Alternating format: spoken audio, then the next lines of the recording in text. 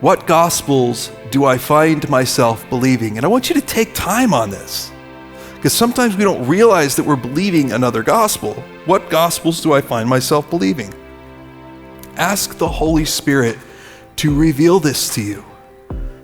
If you're a follower of Jesus, if you have invited Christ into your heart, then you have the Holy Spirit, and the Holy Spirit will show you what gospel you believe. Is it that the good life is being wealthy enough to buy what you want or do what you want? Or the good life is fighting and falling in love with the right person?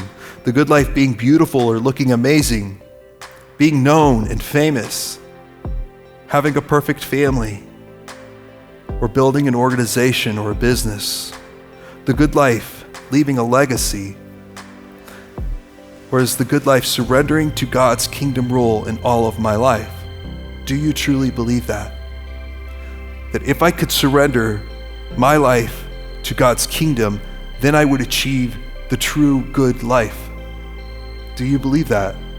I do. Number 2, is there something in my life that is incompatible with God's kingdom rule? Is there something in my life that's incompatible with God's kingdom rule? I want you to ask the Holy Spirit to reveal this to you. It might be something that you've just never thought of as incompatible with God's kingdom, that you thought, well, it's not really a bad thing, but it's just a thing. Is there something that's just incompatible with God's kingdom rule in your life? I want you to confess this to God.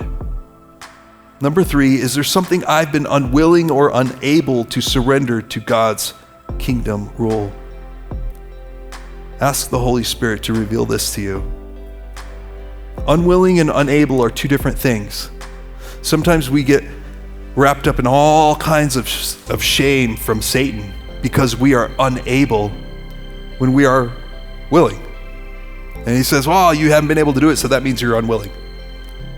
And you've cried and you've said, I want to, and you just haven't been able to because you are weak.